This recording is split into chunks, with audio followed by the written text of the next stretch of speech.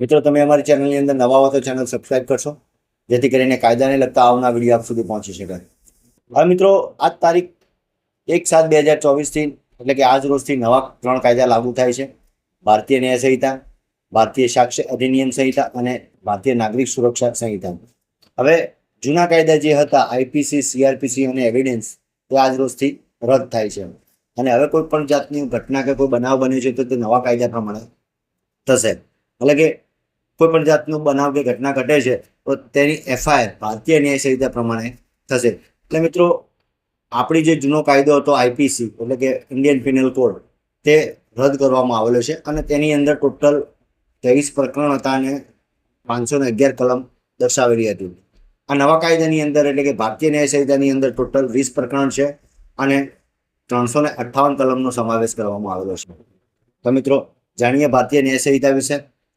મિત્રો, ભારતીય ન્યાય સંહિતાની અંદર ટોટલ 20 પ્રકરણ છે અને 358 કલમ છે, જે તારીખ 11/8/2023 રોજ બિલ નંબર 122 થી પસાર કરવામાં આવ્યું છે અને તે કાયદો આજ રોજ તારીખ 1/7/2024 તો મિત્રો, જાણીએ ભારતીય ન્યાય સંહિતા વિશે.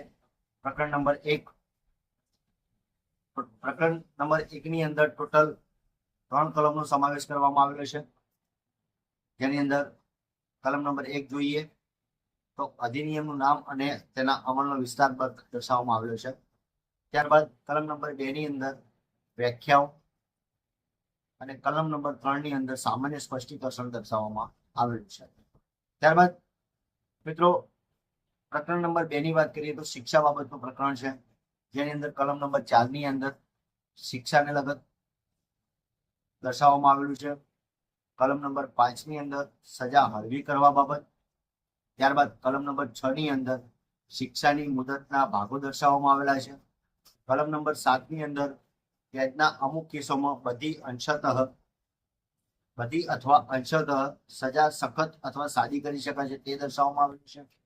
કલમ નંબર 8 ની અંદર દંડની ચૂકવણી વગેરેમાં કસૂર થયેથી દંડ અને જવાબદારીની રકમની દર્શાવવામાં આવેલી છે. કલમ નંબર 9 ની અંદર કેટલાક ગુના મળીને બનેલા ગુનાની શિક્ષાની મર્યાદા. કલમ નંબર 10 ની અંદર કેટલાક ગુનાઓ પૈકી એકને માટે દોષિત થયેલી વ્યક્તિ તે કયા ગુના માટે દોષિત છે એ વિશે શંકા હોવાનું ફેસલામાં જણાવ્યું હોય ત્યારે તેને કરવાની શિક્ષા દર્શાવવામાં આવેલી છે. કલમ નંબર 11 ની અંદર એકાંત કેદની દર્શાવવામાં આવેલી છે. કલમ નંબર 12 ની અંદર એકાંત કેદની કેટલી મુદત હોઈ શકે તે દર્શાવવામાં આવ્યું છે. કલમ નંબર 13 ની વાત કરીએ તો અગાઉ દોષિત થયા પછી અમુક ગુનાઓ માટે વધારે શિક્ષા દર્શાવવામાં આવેલી છે. ત્યારબાદ પ્રકરણ નંબર 3 ની વાત કરીએ તો સામાન્ય અપવાદો દર્શાવવામાં આવેલા છે, એટલે કે કલમ નંબર 14 ની અંદર કાયદાથી બંધાયેલ અથવા હકીકત અંગેની ભૂલને કારણે પોતાને કાયદાથી બંધાયેલી માનતી વ્યક્તિએ કરેલું કૃત્ય, એટલે કે કાયદાથી બંધાયેલ માનતી વ્યક્તિ એટલે કે કાયદાથી બંધાયેલ જેવું વ્યક્તિ માને છે તેને કરેલા કૃત્ય વિશેની વાતો કરવામાં આવેલી છે. ત્યારબાદ કલમ નંબર 15 ની અંદર ન્યાયિક રીતે કાર્ય કરતા ન્યાયાધીશનું કૃત્ય દર્શાવવામાં આવેલું છે. કલમ નંબર 16 ની અંદર ન્યાયાલયના ફેસલા અથવા હુકમ અનુસાર કરેલા કૃત્યની વાત કરવામાં આવેલી છે. કલમ નંબર 17 ની વાત કરીએ તો કાયદાનું મત હોય અથવા હકીકત અંગેની ભૂલને કારણે પોતે કાયદાનું મત હોવાનું માનતી હોય તેવી વ્યક્તિએ કરેલું કૃત્ય એ દર્શાવવામાં આવેલું છે. કલમ નંબર 18 ની અંદર કાયદેસર કૃત્ય કરવામાં અકસ્માતની વાત કરવામાં આવી છે. કલમ નંબર 19 ની અંદર જે કૃત્યથી હાનિ અથવા સંભવ હોય તેવું પણ ગુનાહિત ઈરાદા વિના અને બીજી હાનિ થતી અટકાવવા કરેલા કૃત્યની વાત કરવામાં આવી છે.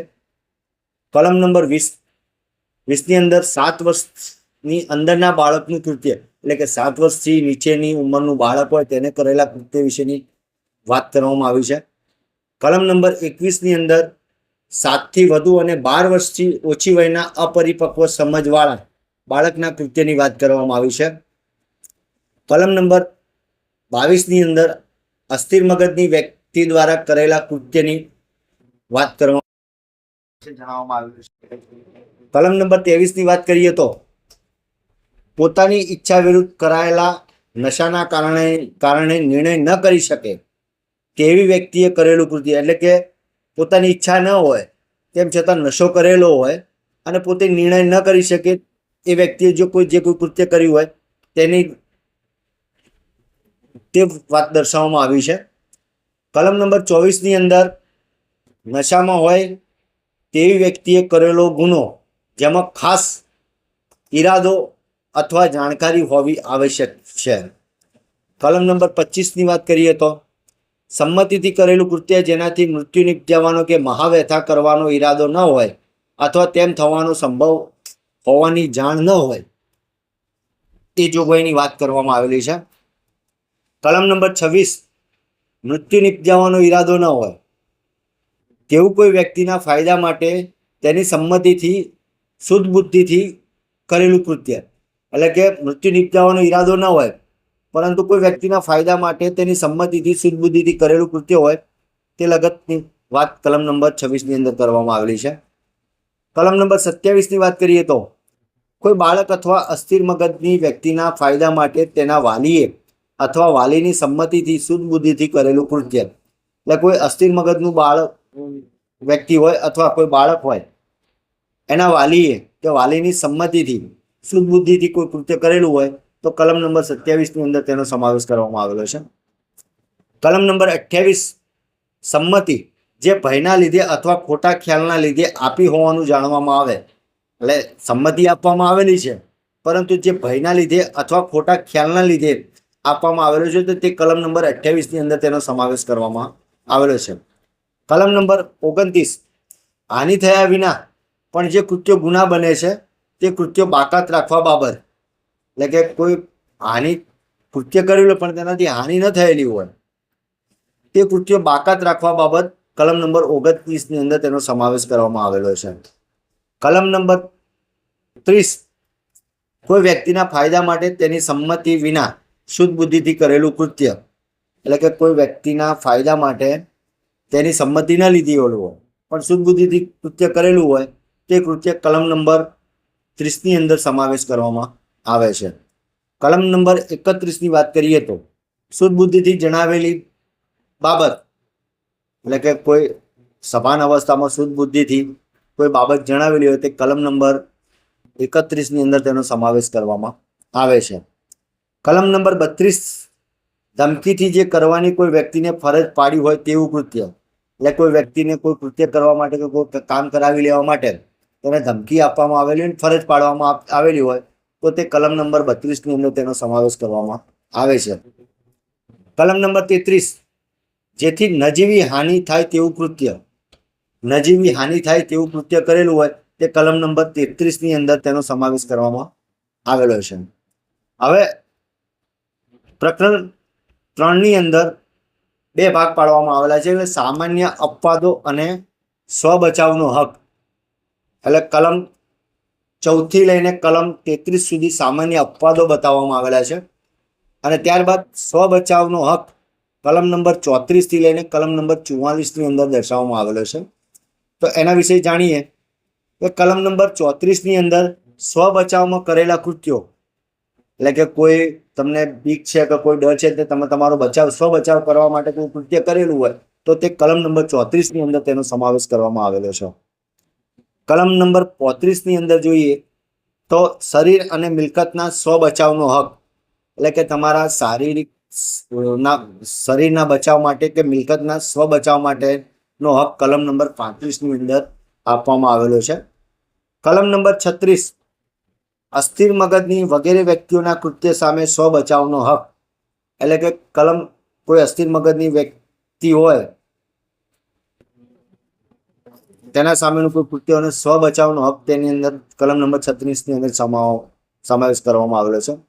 કલમ નંબર 37 ની વાત કરીએ તો જેની સામે સ્વ બચાવનો હક નથી તેવા કૃત્યો, એટલે કે કોઈ કૃત્યની સામે સ્વ બચાવનો હક નથી અને તેવું કૃત્ય કરવામાં આવેલું છે તો તેની કલમ નંબર 37 ની અંદર તેનો સમાવેશ કરવામાં આવેલો છે.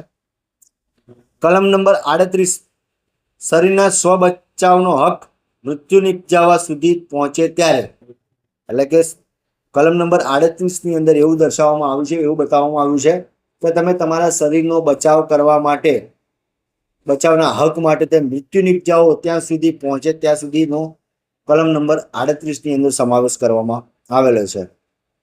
કલમ નંબર 39ની અંદર એવો હક મૃત્યુ સિવાયની કોઈ હાનિ કરવા સુધી પહોંચે ત્યારે, એટલે કે કલમ નંબર 38માં શરીરના સ્વ બચાવનો મૃત્યુ સુધીનો, નિપજાઓ સુધીનો હક પહોંચે ત્યાં સુધીનો સમાવેશ કરવામાં આવેલો છે. અને 39ની અંદર એવો હક મૃત્યુ સિવાયની કોઈ હાનિ કરવા સુધી પહોંચે, એટલે કે મૃત્યુ ન થઈ શકે પણ કોઈ હાનિ કરો છો તમે તમારા સ્વ બચાવની અંદર, એવો હક કલમ નંબર 39ની અંદર દર્શાવવામાં આવેલો છે.